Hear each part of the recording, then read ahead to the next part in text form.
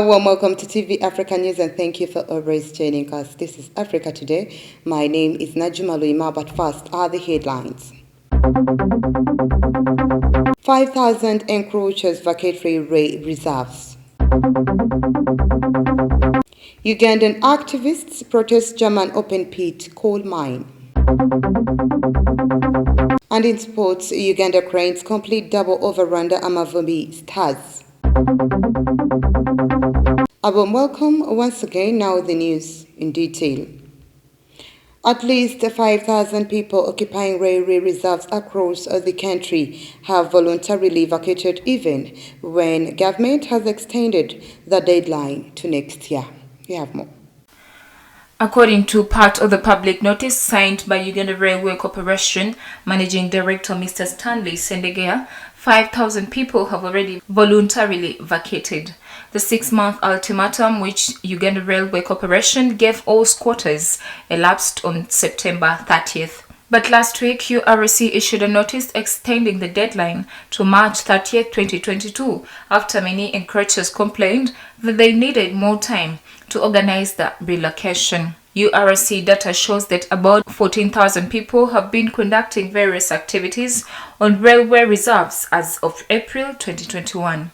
However, Mukono District Speaker Ms. Betty Nakasi said URC is going to find an uphill task evicting the said encroachers as some legally acquired the land and possesses titles. In 2014, over 80,000 encroachers on the railway line reserve in Busega, Natete, Nalukolongo, Ndeba, Chibuye, Katwe, Namuwongo, Chinawataka, Banda, Chireka, Bweyogerere, and Namave were asked to vacate in 28 days to allow Kampala Capital City Authority and URC revamp railway transport in the city. However, the encroachers still occupy the railway line reserve to date. Last December, the Works Minister General Edward Katumba Wamala appointed a land investigations committee to, among others, establish boundaries of all the Uganda Railways land and the land ownership status. The committee was expected to provide monthly reports and provide to the minister, while also sensitizing residents who encroached on the land.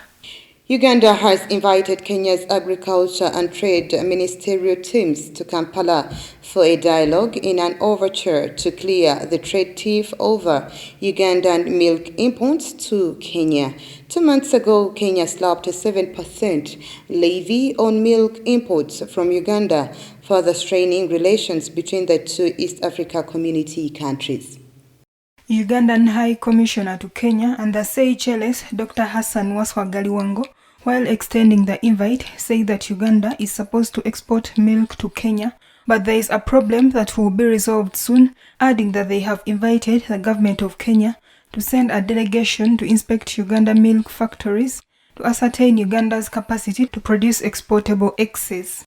Mr. Galiwango was speaking in Nairobi on Friday during the Uganda Week in Kenya in commemoration of Uganda's 59 years of independence. The dispute has been ongoing since July when Uganda's Minister of Agriculture, Animal Industries and Fisheries, Frank Tumwiraze, asked Kenya and Tanzania to allow Ugandan milk into their markets, but due to COVID-19 effects, no meeting has been held between the two countries. Kenya's Livestock Principal Secretary, Harry Chimtai, said they had been ready to visit Uganda on a verification mission, but the latter was struck by the third wave of COVID-19, hence the delay. He called on the neighbors to adhere to the East African Community Common Market Protocols that allow for free movement of goods and services, including sugar. The Ugandan Week for October 4th to 9th in Kenya was a hybrid event with both virtual and physical segments, making it easy for participants to follow the program. The highlight was a 2-day exhibition of Ugandan products on Friday and Saturday, with special focus on the promotion of education and tourism. Let's take a very quick short break. We will be right back.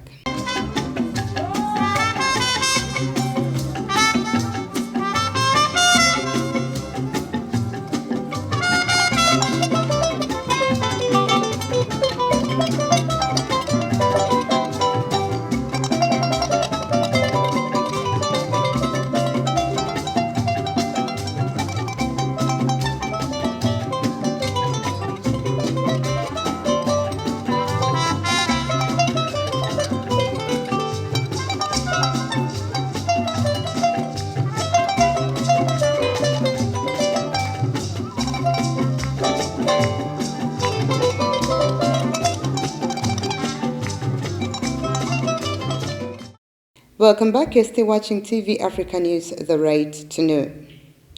Ugandan climate activist Vanessa Nakate on Saturday visited a vast German open-pit coal mine and a village that is to be bulldozed for its expansion, saying the destruction is really disturbing and has implications far beyond Germany. Let's take a look.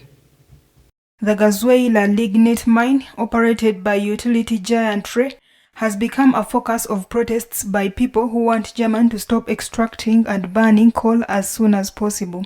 Activists and local residents say expanding the mine runners counter to Germany's goal of reducing greenhouse gas emissions to meet the Paris Climate Accord's target to capping global warming at 1.5 degrees Celsius. They also oppose the destruction of villages such as Wetzerath and nearby woods to make way for the mine. Coal mining is due to end in Germany by 2038, but environmentalists say it needs to stop much earlier. The visit by Nakate and other young climate activists comes a few weeks before UN climate talks open in Glasgow, Scotland on October 31st. She said weather patterns were changing in her country and they were witnessing extreme climate conditions there due to rising global temperatures. She added that the expansion of the coal mine means people's cultures, people's traditions, and people's histories of the place will be destroyed. German activist Leonie Bremer said that it was absurd that his friend Vanessa has gone to Germany from Uganda to show people that what they are doing in Germany is affecting countries like Uganda. In Zambia, the newly elected government announced an increase of $2 billion in debt owed to foreign creditors. External debt in the resource-rich but impoverished country reached $14.48 billion this year, over 60% of gross domestic product. Of the total debt, China is the largest foreign creditor. Zambia owes China $6.18 billion, including unpaid interests. The debt is attributed to former President Edgar Lungu, who borrowed heavily to fund infrastructure projects. The government, led by opposition leader Hakainde Hichilema, who took over after elections in August, is in talks with the International Monetary Fund, seeking a bailout to restructure its debt. Zambia became the first African nation to default on its debt during the coronavirus pandemic. Zambia has borrowed from several non-Chinese sources, including bilateral government loans, loans from fuel suppliers, the Arab Development Bank, Israel sources for defense purposes, and from regular international banks in the United Kingdom, Nigeria, and South Africa. Most of these loans probably have commercial market conditions. Burkina Faso's former president Blaise Compaoré, the main accused in a long-awaited trial on the 1987 assassination of his predecessor Thomas Sankara, will boycott the upcoming proceedings, according to his lawyers. In the trial opening on Monday, Compaoré and 13 others face an array of charges in the death of Sankara, a charismatic revolutionary followers described as the African Che Guevara. Compaoré's lawyers say the military tribunal was an exceptional court that lay outside common law. They believe Compaoré has immunity as a former head of state. Pierre-Olivier Sarr, one of his lawyers, called the trials, say that they have not even been notified of the procedure and have not received any indictment, nor any statement of charges, nor any expert opinion, nor any testimony. He said that this is a political court and not a judicial court or the high court or a criminal or correctional court with a jury that will judge him, but rather a military court presided over by a magistrate surrounded by army colonels. He added that President Blaise Compaoré should benefit from immunity due to his position as former head of state, as provided for an Article 168 of the Constitution of Burkina Faso. Compaoré was himself forced from office in 2014 by a popular uprising after 27 years in power and fled to the Ivory Coast, where he obtained Ivorian nationality. Let's once again take a very quick short break. We will be right back.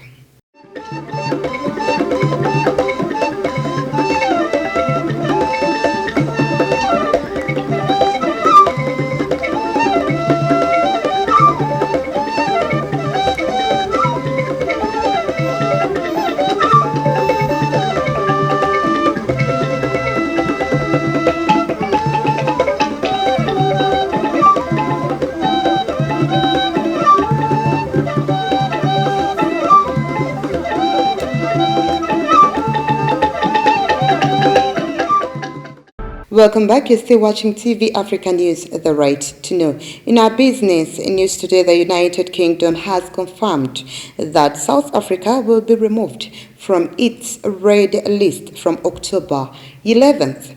This means that travelers from those countries no longer have to self-isolate in an approved hotel at their own expense when arriving in the UK.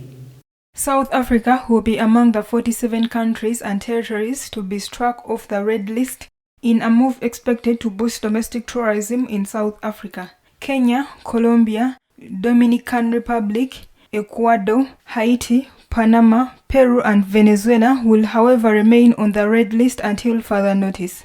The UK Embassy in Pretoria announced from October 11th, eligible fully vaccinated travelers from South Africa will be able to travel to the UK and will not have to isolate or need a pre-travel test, but just a day 2 test. However, the passengers who will not be fully vaccinated will need to isolate for 10 days or test release on day 5 of isolation. The statement said that the UK and South Africa have a strong relationship and shared values. The statement added that they greatly appreciate efforts by the UK and South African scientists and for the discussion held last week to share the latest data on COVID-19, adding that they will continue to support South Africa's Ministry of Health's COVID-19 response and vaccine rollout.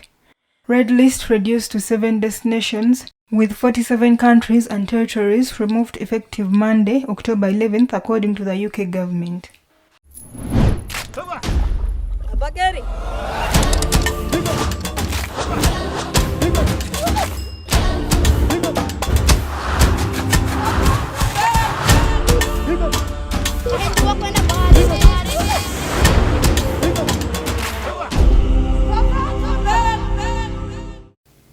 In our health news today, residents in the town of Beni in North Kivu province are concerned about the spread of the deadly Ebola virus after the death of a 3-year-old boy in the Democratic Republic of Congo 5 months after the African nation's outbreak of the disease was proclaimed terminated. The health ministry said in a statement that the case concerns a 3-year-old boy who was hospitalized and died on October 6th, adding that the case was in Beni in North Kivu province. A sample taken from the child was sent to Goma, the provincial capital, and was found to be positive.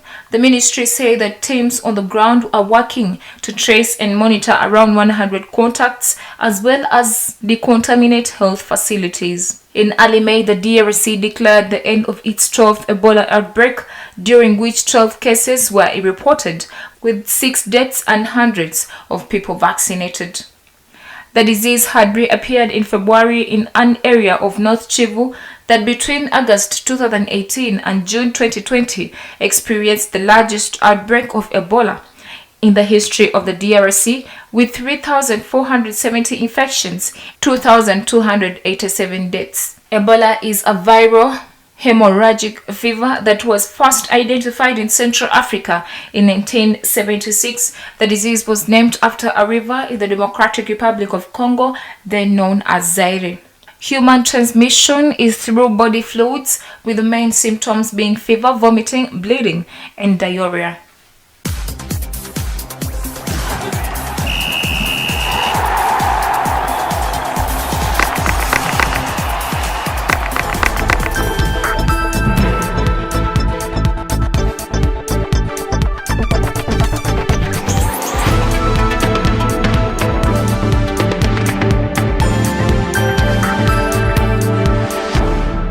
In our sports news today, the Cranes edged the Amavubi Stars of Rwanda 1-0 on match day played at the St. Mary's Stadium, Chitende, to complete a double over their neighbors. Uganda Cranes consolidated second spot in Group E of the ongoing 2022 FIFA World Cup qualification campaign. Kachanchu reports. Forward Aziz Fahad Bayo was on target for the lone strike of the game played behind closed doors because of the fans' restriction to mitigate the spread of the coronavirus. Bayo, a centre forward at Ashdod Football Club in Israel, scored in the 22nd minute after a curling corner kick from Isaac Mleme.